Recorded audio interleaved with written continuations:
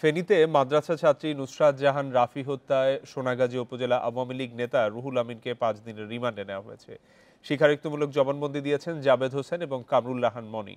হত্যার পরিকল্পনায় জড়িত আরও দুজনকে আটক করেছে পিবিআই। আর ঘটনা ধামাচাপা দিতে টাকা লেনদেনের প্রমাণ পেয়েছে সিআইডি। নুসরাতের গায়ে আগুন দিয়েছিল বোরকা পরা কয়েকজন।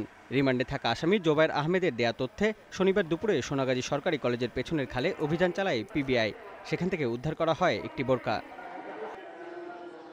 এদিকে শুক্রবার গ্রেপ্তার সোনাগাজী উপজেলা আওয়ামী লীগের সভাপতি রুহুল আমিনকে আদালতে তোলে পিবিআই। তাকে 5 দিনের রিমান্ডে দেয় আদালত। এছাড়া নুসরাত হত্যার পর পালিয়ে যাওয়া ইফতেখার উদ্দিন রানাকে রাঙামাটি ও ইমরান হোসেন মামুনকে কুমিল্লা থেকে গ্রেপ্তার করা হয়েছে। নুসরাতের ঘটনায় পুলিশের গাফিলতির অভিযোগ তদন্তের কাজ শেষ করেছে পুলিশ সদর দপ্তরের কমিটি। 7 কার্যদিবসের মধ্যে প্রতিবেদন জমা দেবে এই কমিটি। আমাদের এখানে মাঠের কাজটা আমাদের শেষ হয়েছে, বাকি কাজটা আমরা ওখানে বসে করব এবং যদি প্রয়োজন হয় কাউকে জিজ্ঞাসাবাদ করা আবার হয়তো আমরা ঢাকায় ডেকেও নিতে পারি। এদিকে নুসরাত হত্যার ঘটনা ধামাচাপা দিতে টাকা লেনদেনের প্রমাণ পেয়েছে সিআইডি।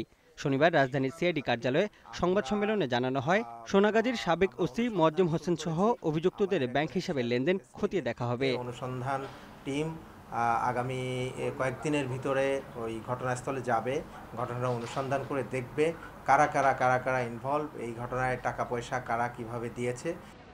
নুসরাত হত্যায় জড়িতদের শাস্তির দাবিতে শনিবারও প্রতিবাদ দেখা গেছে ফেনীর বিভিন্ন শিক্ষা প্রতিষ্ঠান ও সামাজিক সংগঠনের ব্যানারে। Mostafizur Rahman, Independent news desk.